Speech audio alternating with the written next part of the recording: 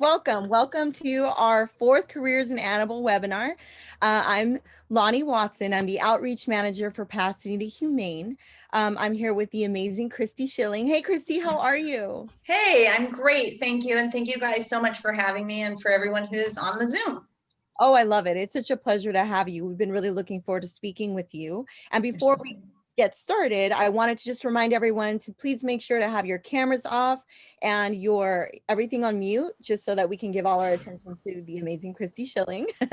I am so excited because I want to hear all about your journey and kind of what got you here to where you are today. I know a lot of people on here are really interested in understanding sort of the field that we have been reflecting on, because it's important to really get a good grasp of kind of what's going on in animal welfare and also just sort of where you're at right now. So if you could please introduce yourself and sort of explain who you are in Bark Avenue Foundation, your awesome foundation that I see you rocking your shirt right now. Thank So you. go for it.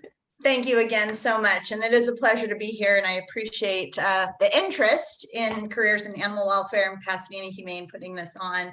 I am Christy Schilling. I am the Executive Director of Bark Avenue Foundation. My apologies for running off screen. I do have animals, of course, and they were barking. Timing is everything.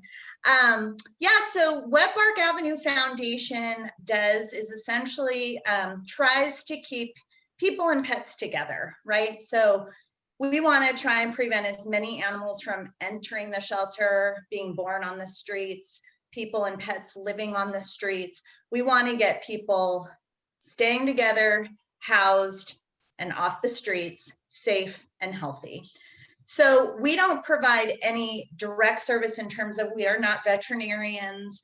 What we do is we cover the cost for things that financially struggling and vulnerable people in Los Angeles City and County, we cover the costs of, like spay and neuter, emergency vet care, pet food, emotional support animal certification or assessments for certification. So we link people to free and low cost services, or like I said, we cover the cost, where we can and when we have funding.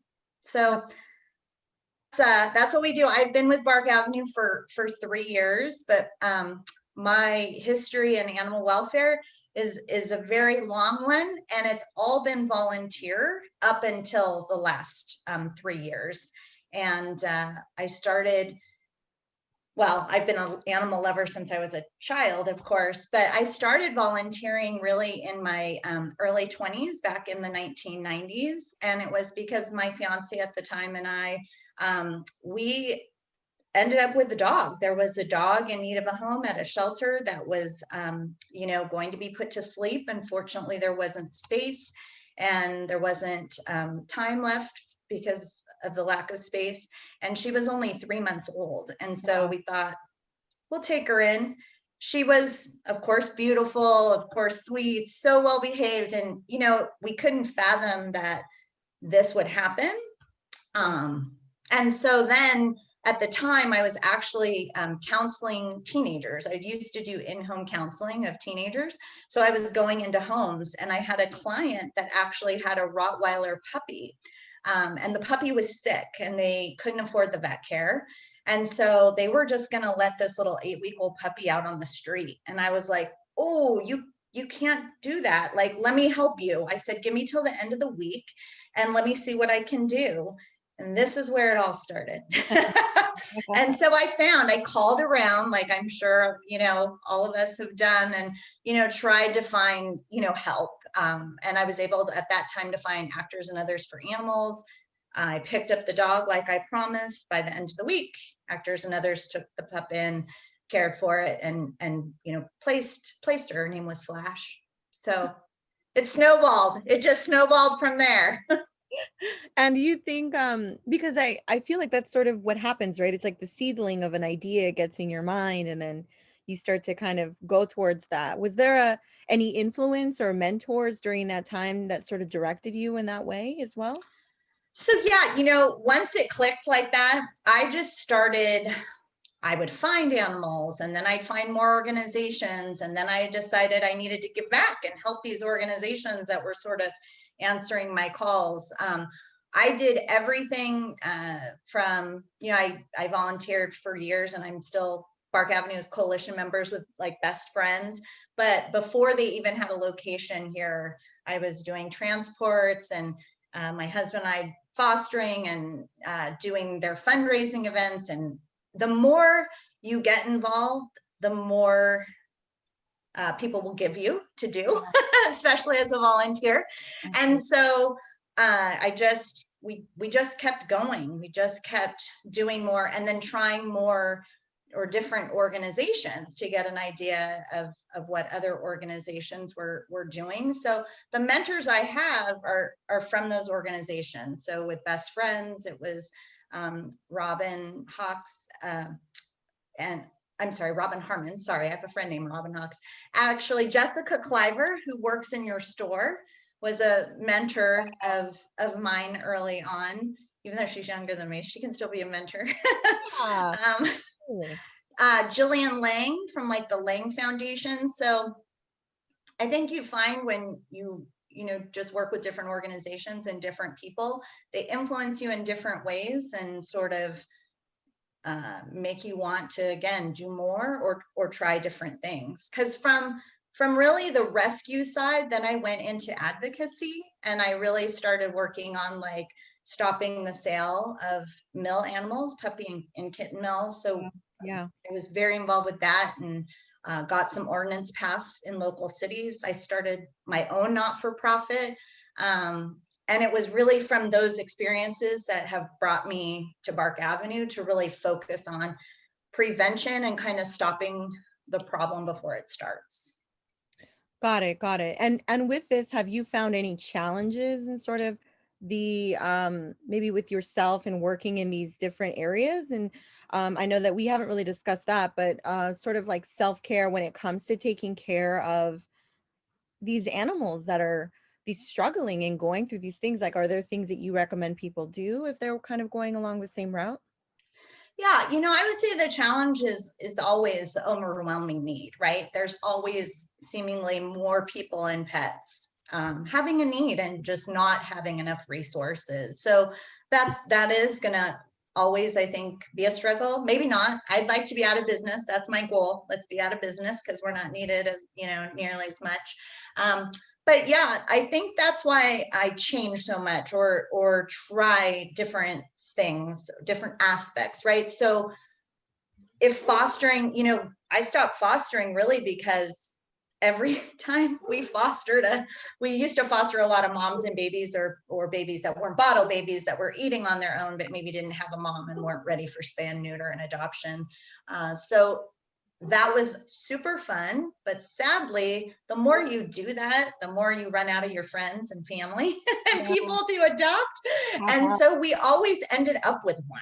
We always ended up with a cat. And so once we got to 3 cats, 2 dogs, and 2 rabbits, we were like, we really can't foster anymore, so then you move on.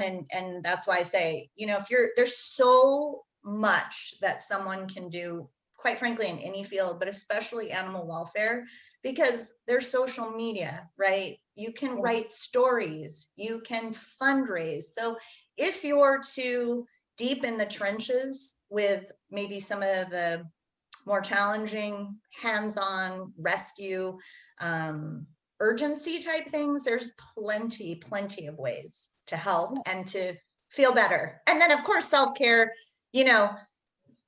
do something outside of it, you like to work out, run, or it's hard with COVID. I always think of things that are social or together, but there's plenty. Read a book. Well, what I love about what you just said right now is you don't have to stay in one lane. You can still work in that same sort of career, sort of that umbrella of the career, but understanding that maybe you can switch directions and challenge yourself, right? Because it can be challenging, because if you are only known as being the foster person, but you're not really known for anything else, if you are really looking at this as being a long-term career for you, you have to become more well-rounded.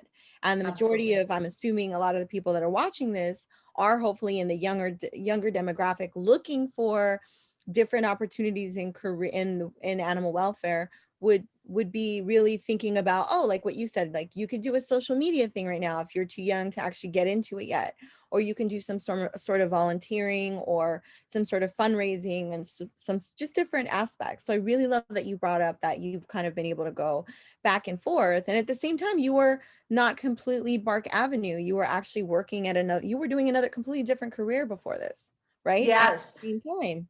Yeah. So a few things, especially with COVID, I think that's taught us we do need to be flexible and be able to change and pivot and, figure out better ways to do things. And so I think that's why being sort of a jack of all trades can be, beneficial. Plus, you find out what you're good at, Certainly I was better at some things than others. So by doing, a variety of things, maybe you do get into a specialty and there is something you're really fantastic at and you can focus on that. And then in regards to, yes, like I said, this is my very first paid opportunity in animal welfare. My background really has been, or my thought process has been, well, I'll just have a job where I can make money and then continue. That allows me flexibility to do my volunteer work, or allows me the funding to be able to, so when I foster, for example, I would take on the financial responsibility, which isn't, you don't always need to do that. A lot of organizations will cover that, but I thought maybe I could, do both.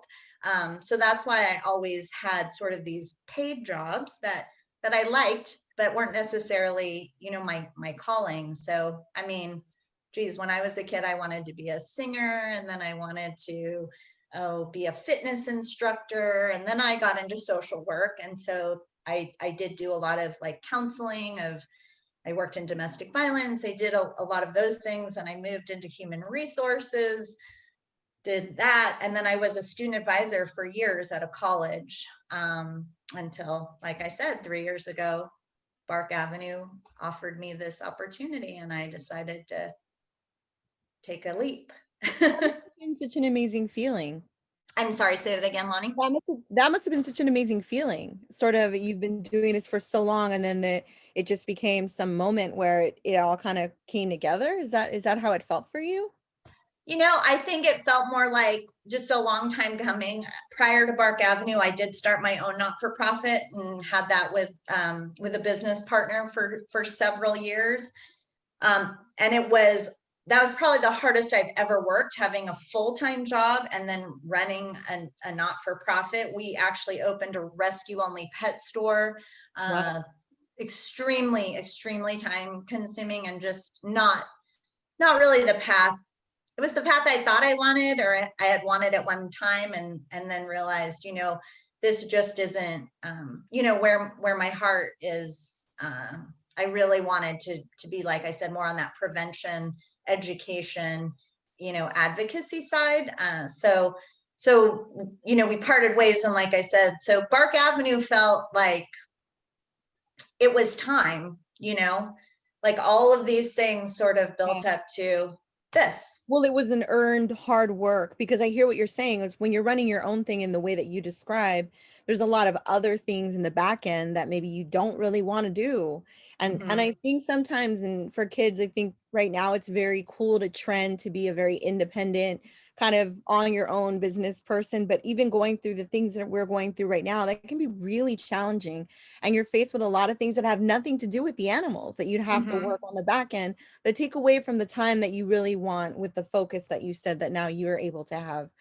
And going through what you went through, I think it got you to where you are now. So it's kind of like that was meant to happen. And I think kids understanding to be more fluid with different directional opportunities and being able to try new things to really understand where they are and who they are, and it's all a journey in the whole aspect of the way. What I really love about this series that we're doing with you, and as well with the other guests we've had, is really hearing your stories and talking about how you really were like your hands are in it, you're in the grit, you're in the grime, that's how you're learning. The education is not necessarily formal college education. Right. Most of this because you are a social person.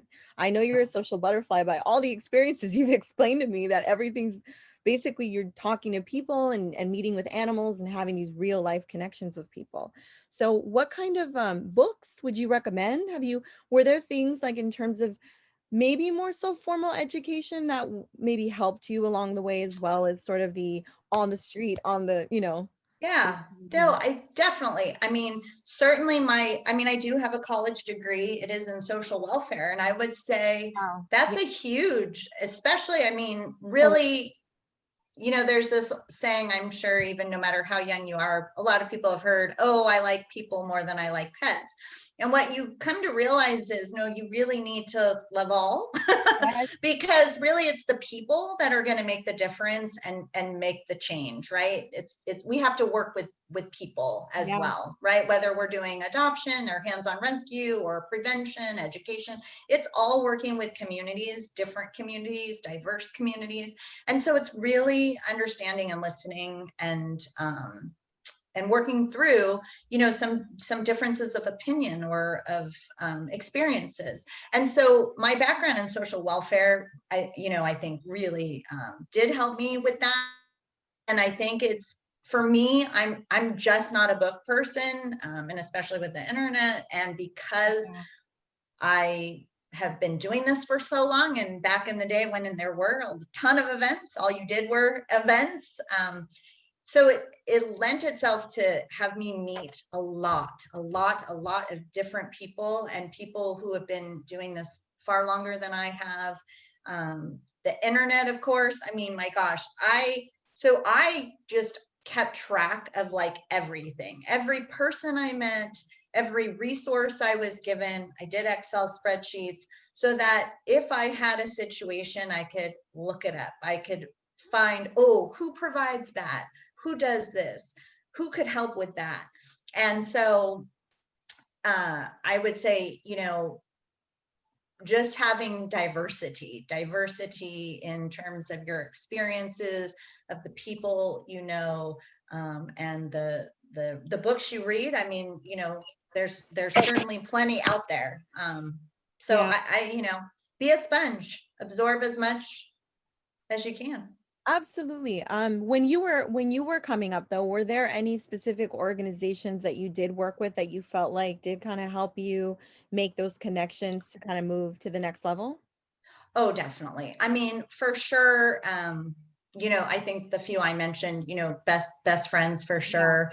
The Lang Foundation. I would say for kids now, because there are uh, a lot of organizations, Pasadena Humane Society, of course, where there are kids programs, there are kids camps, there are ways kids can get involved. So in addition to you guys, Pasadena, there's Wags and Walks as well. I'm going to say best friends again, because they have like advocacy for kids and like the street team. And I was actually just on a call last night where a high school group is going to work with them on some advocacy.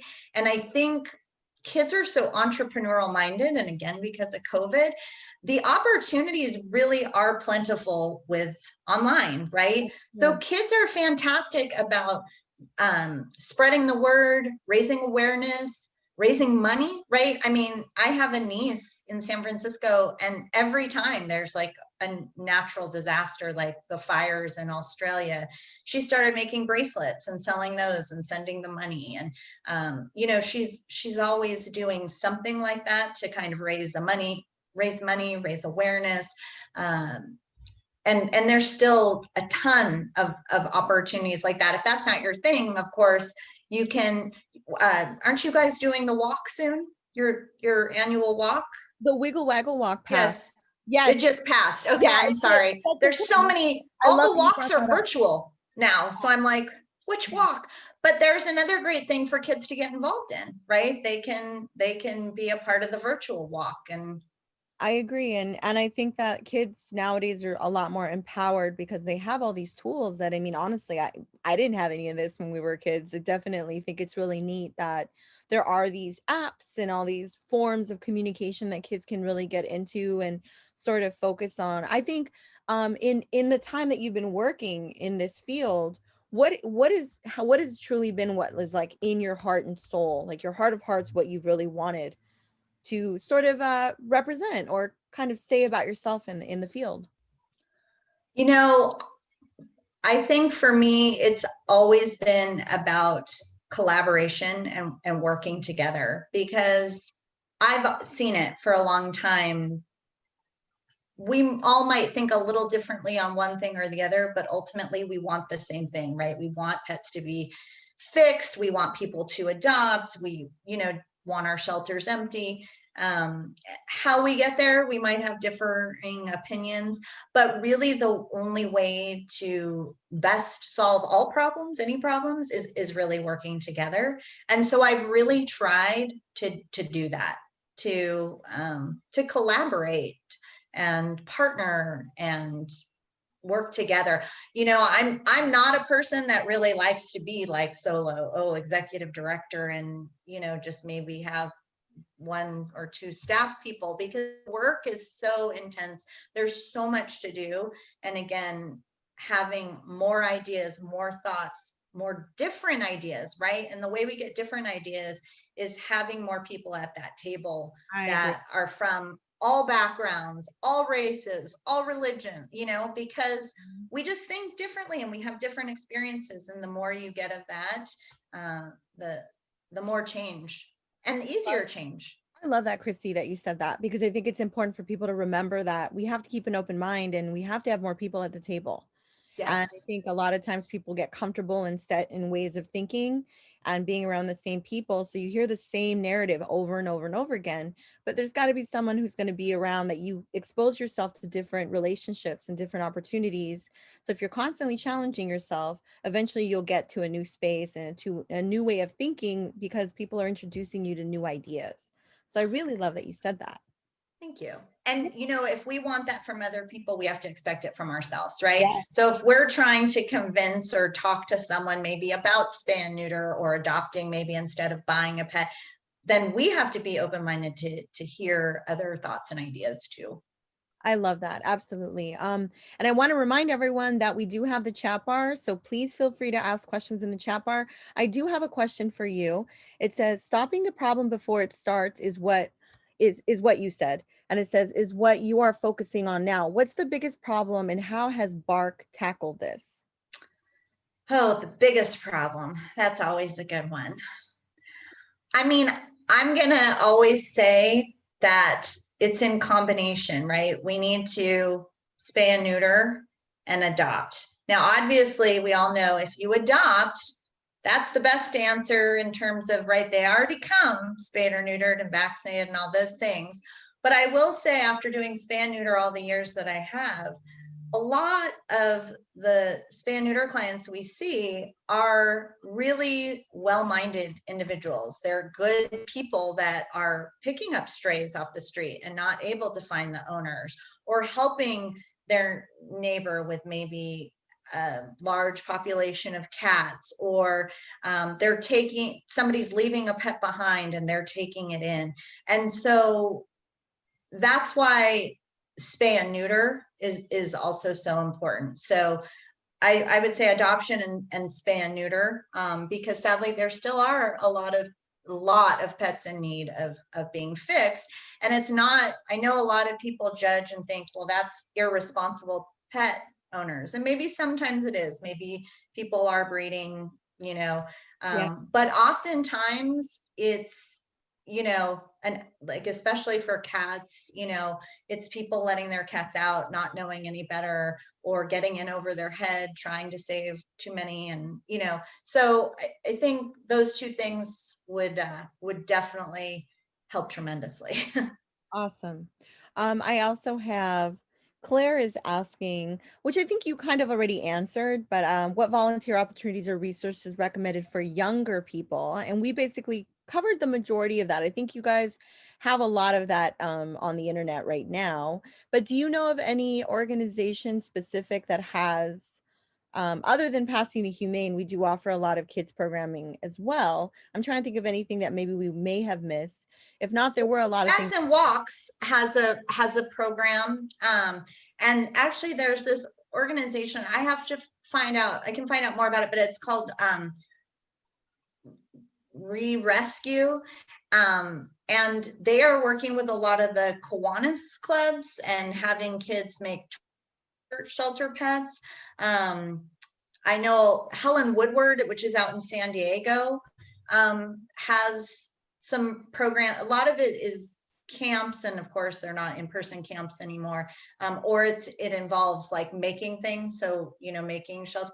What I always encourage kids to do is raise either funds or collect donations like pet food and things like that, because you really see the fruits of your labor, right? So if you're trying to get pet food, you can see all the pet food that's been brought together, and then you can see it where it goes and how many it helps and things like that. So, and photography, I think a lot of people think of animal welfare and ways to help in animal welfare, just hands-on working with the pets, but there is so much more that people can do.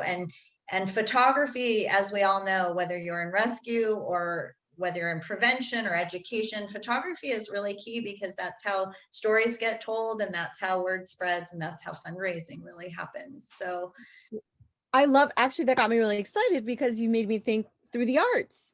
And we haven't really discussed that. There's a lot of ways that kids can create, and adults too, but create opportunities for helping and all these things by surrounding it by an art themed idea, or like what you just said, photography is the perfect artistic sort of bridge to make those connections.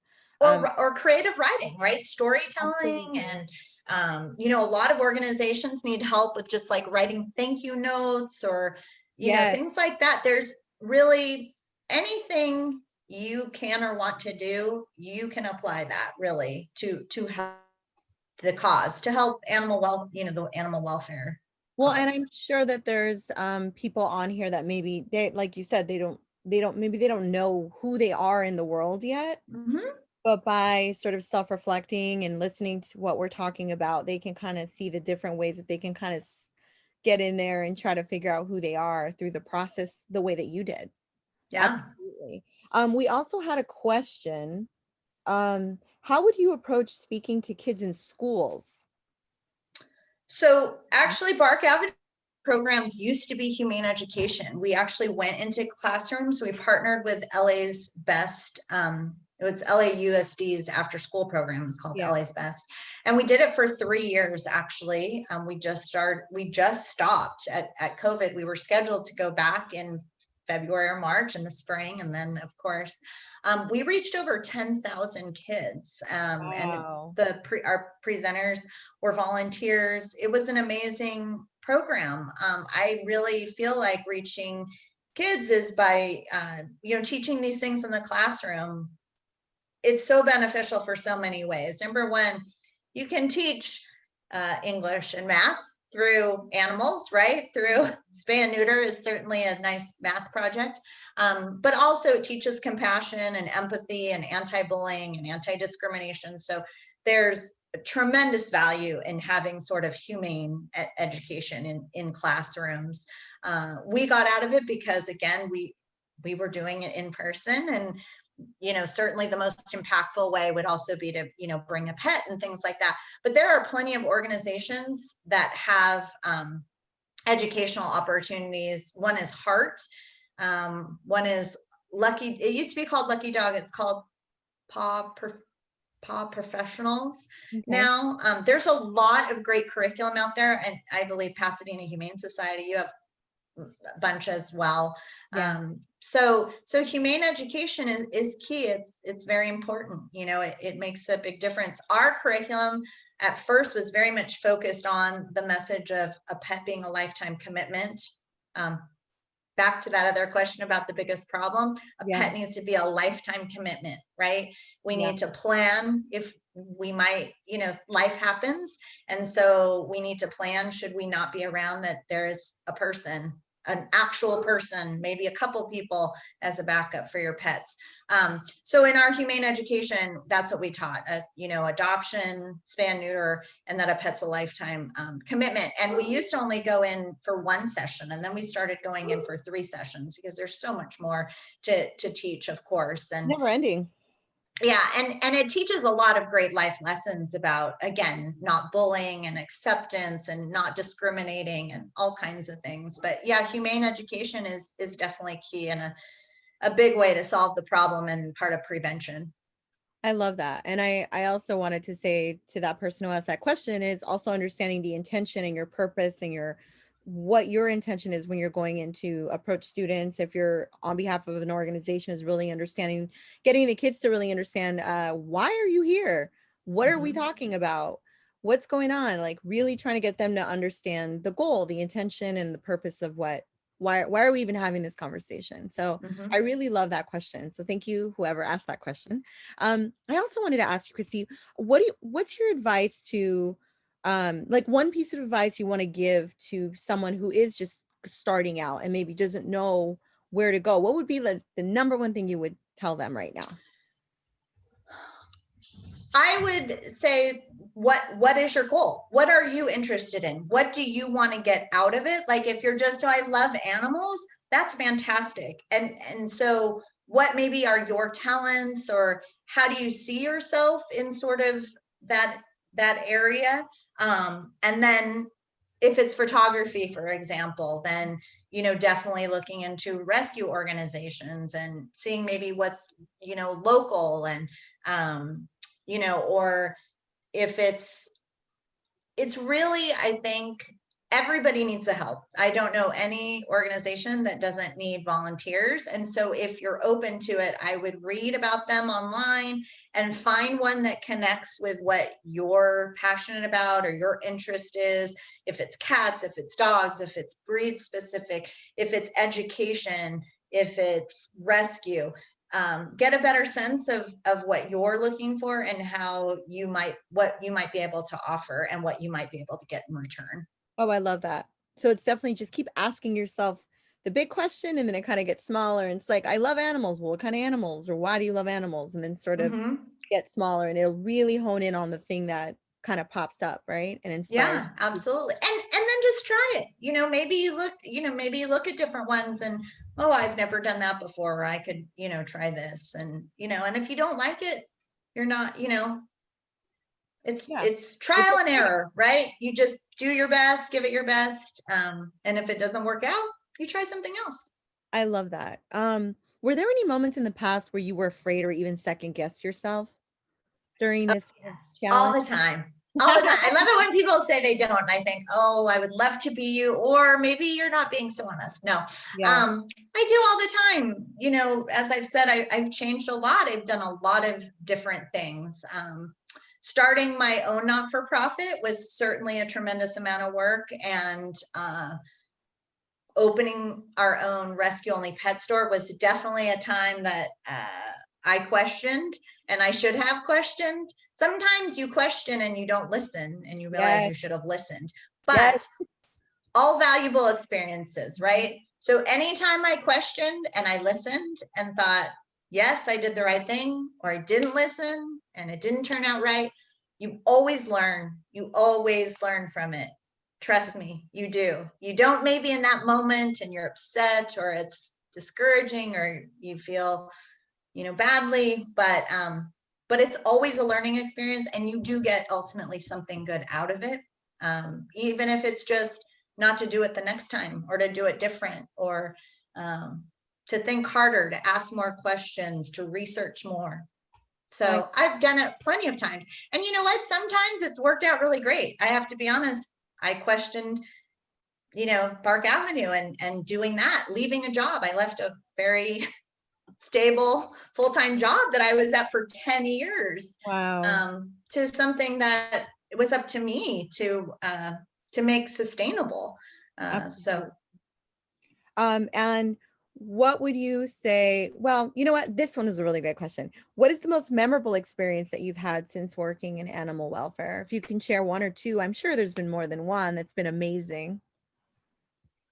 I mean, one of the most exciting was, back before there was a lot of transportation, transporting animals from here to there and all over the world, and everyone kind of doing it before, my husband and I did that for Best Friends. We transported 38 dogs from the Baldwin Park shelter to Utah. And that Wow. was pretty, pretty, again, a question of, should I do this or not? No, but it was exhilarating and it was so rewarding. But just not to know what to expect, 38 dogs in a van stacked up. Again, it was when you were just trying to save, as many lives as you could. And it was very grassroots, so, but that was a pretty fun story. And then the ones now are, there's a lot of people struggling right now. So we help a lot of people experiencing homelessness. It doesn't mean they're necessarily living on the street. They might be in emergency housing or temporary housing, and really their pet is their everything. A lot of these people have nothing else. And these pets don't care how much money is in their pocket or how nice the house is or what they're wearing. And to really see that unconditional love and the desire to just remain together and to be able to help with that is very rewarding, because this is their family, that's their comfort, it's their support, it's what keeps them going. And so we need to make sure that happens. Oh, I love that. That is so true. I have, and I think maybe Adriana wasn't here early on, but she asked, how does Bark help with the need to spay and neuter? How we help with the needs of spay. So fortunately, there are a lot of organizations that provide free and spay and neuter, and we're very tapped into that. So we can often just refer people and make sure that they know who to contact and how to get those free or low cost services. And then if they meet the qualifications of our program, which is financially struggling, so they have to be experiencing homelessness and referred to us through like a housing service agency, a mental health agency, show some kind of proof of low income, disability, something like that, then we cover the costs. And so we refer them to our partners that provide us with, low costs for us. So we have a couple of standalone like veterinarian clinics that we work with, as well as mobile providers, so that then we can just refer, sending a voucher, and we cover the costs and they just take their pet.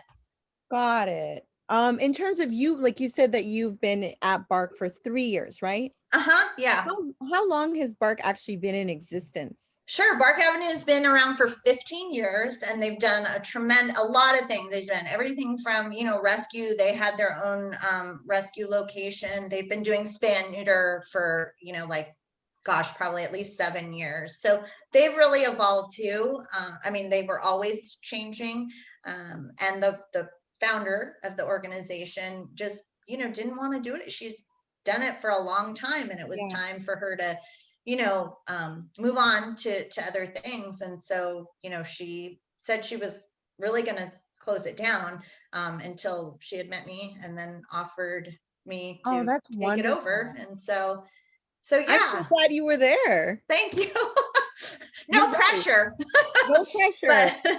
But yeah, so now that's why, like I said, our focus now is really is keeping people and pets together, safe and healthy. Awesome. We also have a question from Laura. Are there workshops to learn how to write grants for animal advocacy organizations? As I know grants are important. Huge importance, absolutely. So definitely, there are of course grant writing programs. You can go to school to be a grant writer, but a lot of the community colleges, as well as like the extended learning through high schools and things like that. I don't know if you guys in your communities get those, like, from like the local Yeah. college or local high school that has like Training adult learning. programs. And Totally. so you can, I mean, some of those classes are, you know, maybe just a couple of weeks, a couple hours on, and everything's online now.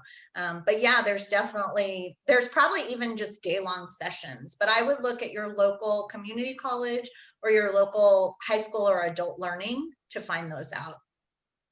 Got it. Thank you for that, babe. Sure. My next question to you was, on this journey, sort of since you began, um, all around, what would you say were like the biggest moments where you found maybe that you were the most challenged in the whole arena of animal welfare? I'm still and always challenged by just a person that doesn't want to do what in my mind is the right thing. That's hard, right? We know spay and neuter is so important for the health of the pet, for, you know, stopping, you know, more litters. And so in doing what I do, because I'm out in the community, Bark Avenue Foundation doesn't have a location. We're out in the community. And so we're constantly talking to people, and there are still, you know, it's changing, of course, but there's still some people who, you know, really don't want to do that. We also, because we work with some of the most vulnerable communities, saying goodbye to their pet, even though it might be time, is very difficult. So trying to get somebody to make those decisions or to come to those decisions is probably still the most challenging. And again, just the tremendous need. And I would say also the cost, right? Because what I think people don't see is it is very easy. And when I say easy, not in our hearts and minds, but I mean, if you think about when one leaves a pet behind, right? It's as simple as really leaving them, right? Taking them to an animal shelter, tying them up outside. And I'm sure those people struggle with that because maybe they can't afford to care for them and they don't know where to go, things like that. But I mean, ultimately, they just walk away, right? But then when they go into the shelter and maybe if they get sick, or to get them out of the shelter, you know, costs money, or to network them. So again, why I focus on prevention is to alleviate that, because once it gets there, it's so much more difficult, so much more time consuming, exhausts resources, and it's heartbreaking for people and the pets. Absolutely. Because I've been hearing, I know that you are a caretaker by nature. I know that you've taken care of people as well as animals, and it sounds like you do have a humanity. There's a humanity in there that I think that's really important for us to sort of recognize and talk about. And what you said about people that you meet that are like, oh, I'm just an animal person, and they don't really want to have a human connection or understand that that is just as valid as having an animal connection, because without that, we're not going to be able to reach the people that you said that may be difficult to reach. My question to you is, do you have any tips and tricks in terms of sort of the buy-in sometimes of getting people to sort of understand or respect, Yeah, or, you know? it's important to listen, that the person feels like they're heard and listened. I know I'm always like ready, right, with what I'm going to say if they say this, but to really listen. I had a situation once where animal ended up in in a person's yard, and they had another pet, and that pet wasn't fixed. And so they said, oh, this, you know, dog came into my yard and it's old and it's sick. Where can I just take it? Where can I take it and drop it off? Now, this wasn't his dog, right? But I was like, hey, like, that's so sad. Like, we don't even know what happened to this dog. And so but the more I listened to him and heard him, the more he listened to me. And he was at least willing to take him to the animal shelter and to get the ID. And so he was willing to actually keep this dog and take in this dog if we were able to help him fix his dog. Because once I listened and heard what his concerns were, his concerns was his dog getting sick, his dog getting pregnant, or impregnating the other one. I can't remember Yeah. which was which, but so what you find is nobody's going to listen if you're angry, if you're judgmental. I mean, think about how you are. If somebody talks to you like that, don't you just shut down? Don't you say, I'm not listening, or you tune them out? Maybe you don't even say anything, you tune them out. So the key and pointers, I would say, and sometimes you really do need to do this, is take a step back and take a deep breath. You can ask for a minute, because you saying something that's going to upset someone else does nobody any good. So you want to make sure you're going to be heard. And the only way you're going to be heard is if you're going to be listened to. And if you try and take the emotion out, which I know is so hard, but you have to try and take the emotion out, and you have to try and have a conversation, and you have to be knowledgeable about the facts, right? So why it's important to spay and neuter, the health of the pet. You also want to validate their love. They love their pet. Yeah. Don't just assume that it's not fixed because they don't love their pet. So you want to acknowledge that. I know you love your pet. Carolee, you love your pet. You're talking to me, or you're looking for resources or whatever, and say, it's because of that I think you would really, be interested in spaying or neutering your pet. And so if you give them facts, give them your number, or refer them somewhere, give them a list of free providers. A lot of people don't even know it's free. And once they hear it's free, it's free. Oh, I'll do it if it's free, Absolutely. And I do agree with you. I think it is just giving them the opportunity to be heard. When people are heard, all the doors open up. So yeah, or at least more doors. Yeah, even if they all don't. Right. More of them will. More. We're always looking for more doors, right? So definitely. Well, thank you, Christy. I really appreciate you being on here with us. You have such beautiful energy. And so I know, sweet. No, I really do. And I really think this was a great interview, because it's around Thanksgiving, and it's a really good time to talk about making connections, talking about connecting with people and helping people and animals get closer together. And like you said, putting us out of a job, right? Because I think I agree with you. Definitely. I think it's really important that all the animals are happy. It makes us happy when animals are happy. So that's right. That's right. Well, thank you guys all. Seriously, thank you for those who are on and listening. And certainly Bark Avenue Foundation, Christy Schilling, my phone number, email address is all there. So reach out if you have questions. I'm happy to help anytime.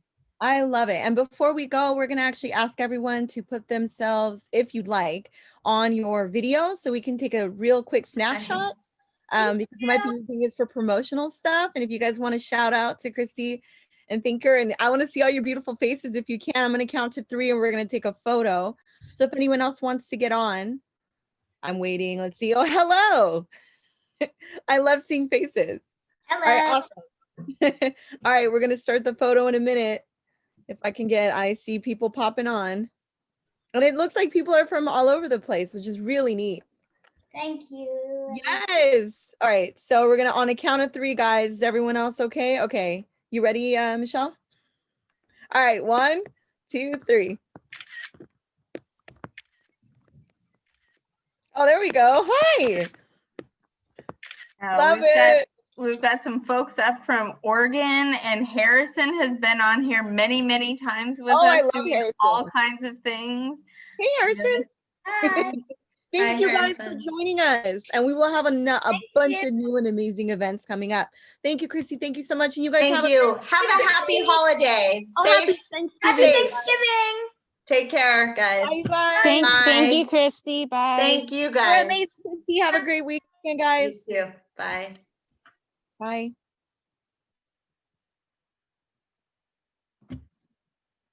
We should do a me and you in a minute.